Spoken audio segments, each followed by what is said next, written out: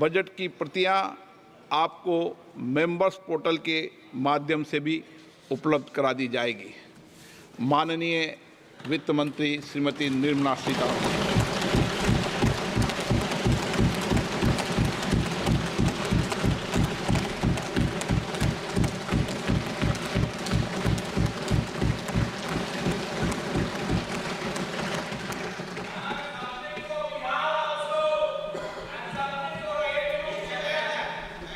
Honorable Speaker, I present the budget for 24-25.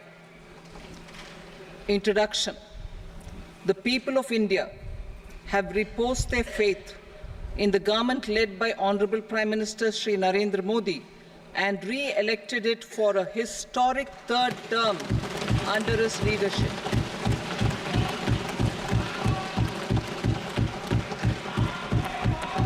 We are grateful for their support, faith, and trust in our policies. We are determined to ensure that all Indians, regardless of religion, caste, gender, and age, make substantial progress in realizing their life goals and aspirations. Global context. The global economy, while performing better than expected, is still in the grip of policy uncertainties. Elevated asset prices, political uncertainties, and shipping disruptions continue to pose significant downside risks for growth and upside risks to inflation. In this context, India's economic growth continues to be the shining exception and will remain so in the years ahead.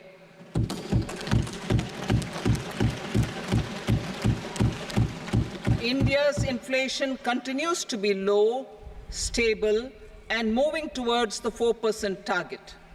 Core inflation, that is non-food and non-fuel, currently is 3.1%. Steps are being taken to ensure supplies of perishable goods reach markets adequately. Interim budget. As mentioned in the interim budget, we need to focus on four major castes, namely the Garib, Mahilaye, Yuva, and Annadata, the poor, women, youth, and the farmer. For Annadata, we announced higher minimum support prices a month ago for all major crops, delivering on the promise of at least a 50% margin over costs. Pradhan Mantri Garib Kalyan Anna Yojana was extended for 5 years, benefiting more than 80 crore people. Administrative actions for approval and implementation of various schemes announced in the interim budget are well underway. The required allocations have been made. Budget theme. Turning attention to the full year and beyond in this budget, we particularly focus on employment, skilling, MSMEs, and the middle class. I am happy to announce the Prime Minister's package of 5 schemes and initiatives to facilitate employment, skilling, and other opportunities for 4.1 crore youth over a 5-year period, with a central outlay of 2 lakh crore rupees. I will speak about them shortly, while more details may be seen in the annexure. This year, I've made a provision of 1.48 lakh rupees, 1.48 lakh crore rupees for education, employment, and skilling. Budget priorities. The people have given a unique opportunity to our government to take the country on the path of strong development and an all-round prosperity.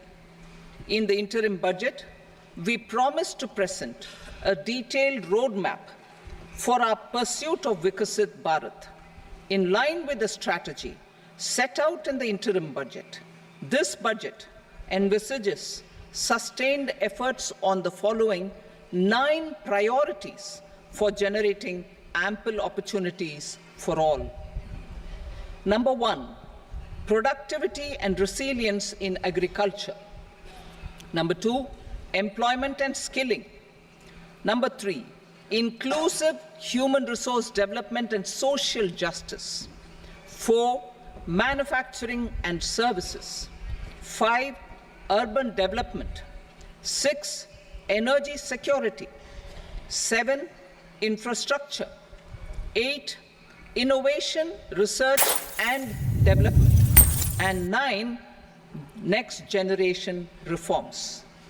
Subsequent budgets will build on these and add more priorities and actions.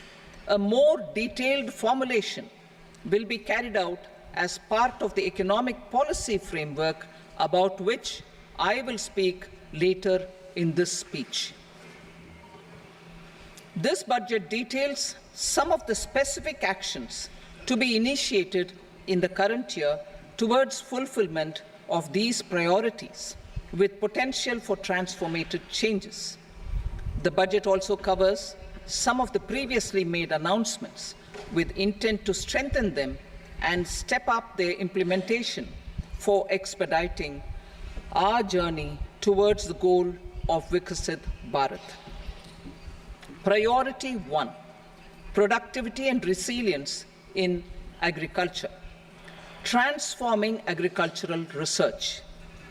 Our government will undertake a comprehensive review of the agricultural research setup to bring the focus on raising productivity and developing climate-resilient varieties.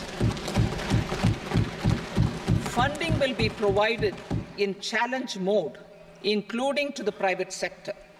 Domain experts, both from the government and outside, will oversee the conduct of such research. Release of new varieties. New 109 high-yielding and climate-resilient varieties of 32 field and horticultural crops will be released for cultivation by farmers. Natural farming. In the next 2 years, 1 crore farmers across the country will be initiated into natural farming, supported by certification and branding. Implementation will be through scientific institutions and willing gram panchayats. 10,000 need-based bio-input resource centers will be established. Missions for pulses and oilseeds. For achieving self-sufficiency in pulses and oilseeds, we will strengthen their production, storage, and marketing. As announced in the interim budget, a strategy is being put in place to achieve Atmanirbharta for oilseeds such as mustard, groundnut, sesame, soybean, and sunflower. Vegetable production and supply chains. Large-scale clusters for vegetable production will be developed closer to major consumption centers. We will promote farmer-producer organizations, cooperatives, and startups for vegetable supply chains, including for collection and storage and marketing. Digital public infrastructure for agriculture. Buoyed by the success of the pilot project, our government, in partnership with the states, will facilitate the implementation of the digital public infrastructure in agriculture for coverage of farmers and their lands in 3 years.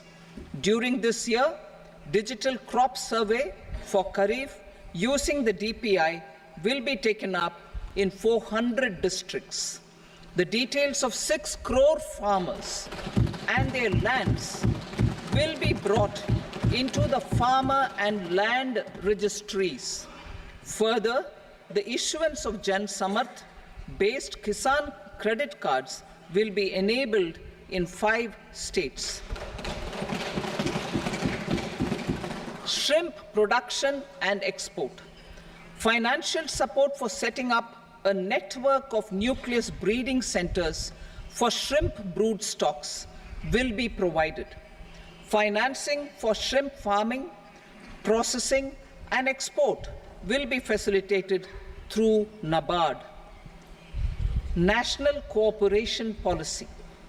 Our government will bring out a national cooperation policy for systematic, orderly, and all-round development of the cooperative sector, fast-tracking growth of rural economy and generation of employment opportunities on a large scale will be the policy goal.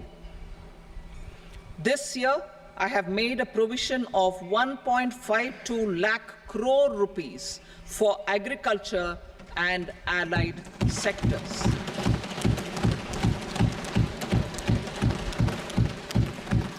Priority 2, employment and skilling. Employment-linked incentive. Our government will implement following 3 schemes for employment-linked incentive as part of the Prime Minister's package. These will be based on enrollment in the EPFO and focus on recognition of first-time employees and support to employees and employers. Scheme A, first-timers. This scheme will provide 1 month wage to all persons newly entering the workforce in all formal sectors.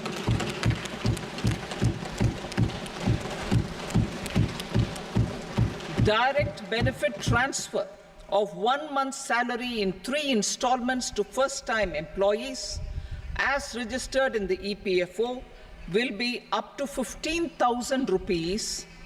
The